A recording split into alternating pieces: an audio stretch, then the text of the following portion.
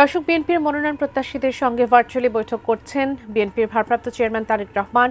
এই মুহূর্তে গুলশানে আছেন সহকর্মী মুনিরুল ইসলাম মিন্টু। বিস্তারিত জানতে যুক্ত হচ্ছে তার সঙ্গে মিন্টু। আজকেও বিভিন্ন জেলা এবং বিভিন্ন বিভাগের যারা মনোনয়ন প্রত্যাশী আছে তাদের সাথে কথা বলছেন তারেক রহমান। একটু জানতে চাইব কোন পর্যায়ে রয়েছে বৈঠক এবং যতটুকু জানতে পেরেছে যে এখন পর্যন্ত আসলে চূড়ান্ত কিছু করা হয়নি।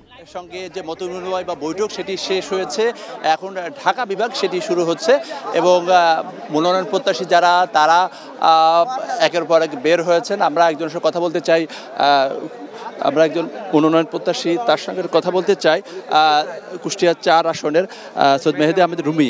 আমরা দলের ভারপ্রাপ্ত চেয়ারম্যান আমরা শুনেছি যে ঐক্যবদ্ধ হয়ে দলের যে প্রার্থী দল থেকে যাকে মনোনয়ন দেওয়া হবে তার পক্ষে কাজ করার জন্য অনেকে বলেছেন। আসলে আপনার কাছে কি নির্দেশনা আসলে উনি দিলেন সার্বিকভাবে?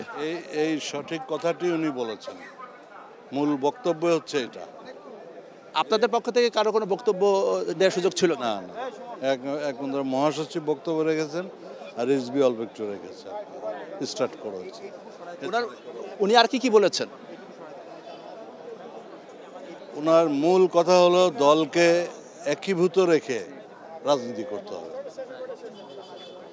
তাহলে আজকে তো আসলে আজকে তো কাউকে জানিয়ে দেওয়া হয়নি যে আপনি মনোনয়ন পেয়েছেন বা এই বিষয়টি কি আজকে? এসব কিছু বলেন না। ধন্যবাদ।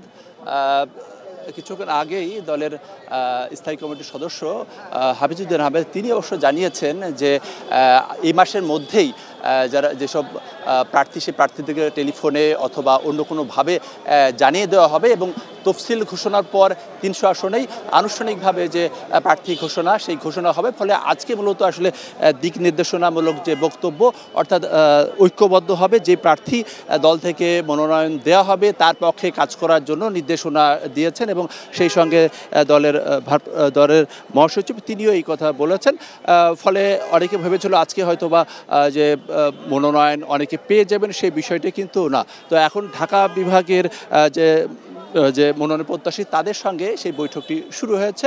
তো এই ছিল বলতে গেলে বিএনপি চেয়ারপারসন গুলশান কার্যালয় থেকে মনোনয়ন প্রত্যাশীদের সঙ্গে দলের ভারপ্রাপ্ত চেয়ারম্যান বৈঠকের সার্বিক চিত্র।